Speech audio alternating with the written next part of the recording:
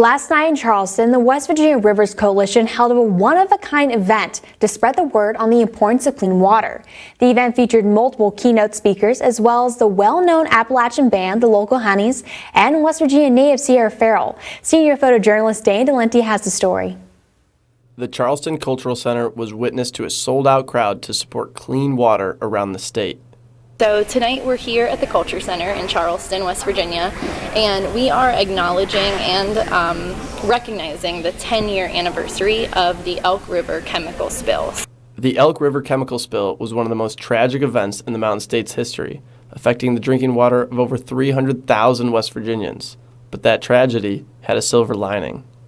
But it was also this very hopeful time, too, where people were looking at one another and saying, we have to work together and we can make this happen. They were distributing bottled water out to their neighbors, or people with uncontaminated water were opening up their houses to let people in and give them water access. So it was really this moment where people came together and said, you know, we are fighting for this and we need one another. We can't do this alone. And I think tonight is just another acknowledgement to show how true that continues to be today.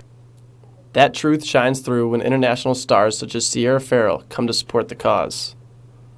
And so we feel so honored that so many groups recognize that and are here in that fight with us and just saying, yeah, we can have a good time while we're doing this, but we know what's important and we're going to make sure we can secure it for communities across West Virginia and beyond. And securing that for communities in the Mountain State is vital, as the effects of natural resource exploitation are seen every day. I've lived my entire lifetime. You know, I'm in my early 30s right now. I've lived my whole life of watching my friends, my family, and my neighbors get sick and die because of what these co-operators are doing, because of how they destroy our environment, because of how they contaminate our drinking water and everything else.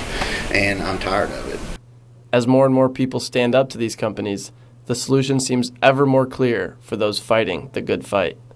The only way to really fix these issues that we face here in southern West Virginia in relation to the coal industry or exploitation of our natural resources in general is to shut them down. You know, to force these people who are exploiting our people and our natural environment to not be doing that anymore. And that's something that, you know, the people over here at the state capitol that goes to work under that gold dome every day, they ain't going to make that decision because that's filling their pockets. That's getting them fat. That sends their kids to school. This work is more important now than ever because of the unique geographical position we are in. So everything that happens downstream, we impact that here in West Virginia. And I think that's so important for us to remember, because any activity we do, or if we're harming the waters, people downstream are going to feel those impacts. And so we want to just be good neighbors and be responsible partners in this to make sure that we're doing everything we can upstream to protect everybody of where the water flows beyond here. So if you want to help our rivers be wild and wonderful as they should, check out what the West Virginia Rivers Coalition and the Coal River Mountain Watch are up to. In Kanawha County, senior photojournalist Delanty for Newswatch.